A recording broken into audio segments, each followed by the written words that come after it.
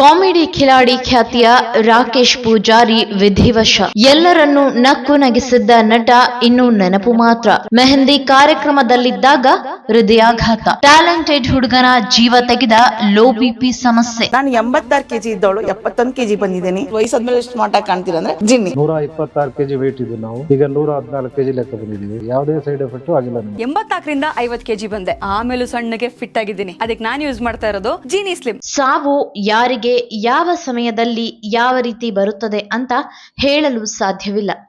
ನಿನ್ನೆ ರಾತ್ರಿ ಖುಷಿಯಾಗಿ ಕುಣಿದವರು ಕೂಡ ಇಂದು ಬೆಳಗ್ಗೆ ಇಲ್ಲ ಅಂತಾಗಬಹುದು.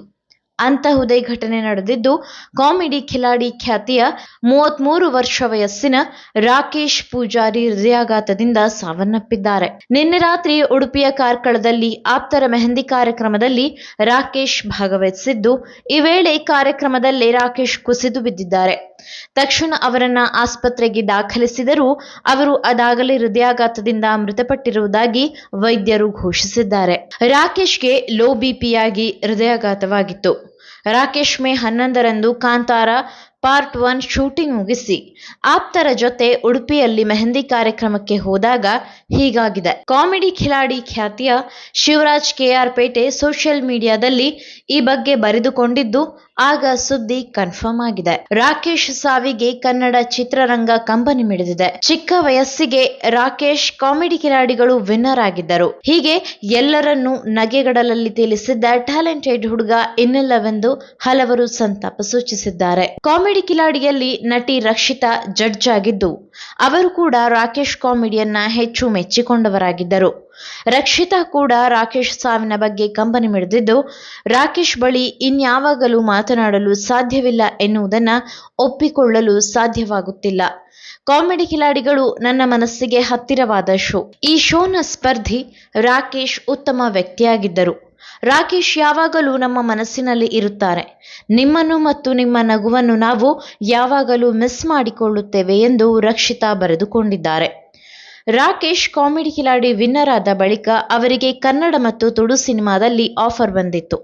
ಕನ್ನಡದ ಪೈಲ್ವಾನ್ ಎಂಥ ಲೋಕವಯ್ಯ ಸಿನಿಮಾದಲ್ಲಿ ಮತ್ತು ತುಳುವಿನ ಅಮ್ಮೇರ್ ಪೊಲೀಸ್ ಪೆಟ್ಕಮ್ಮೆ ಸಿನಿಮಾದಲ್ಲಿ ರಾಕೇಶ್ ನಟಿಸಿದ್ದಾರೆ.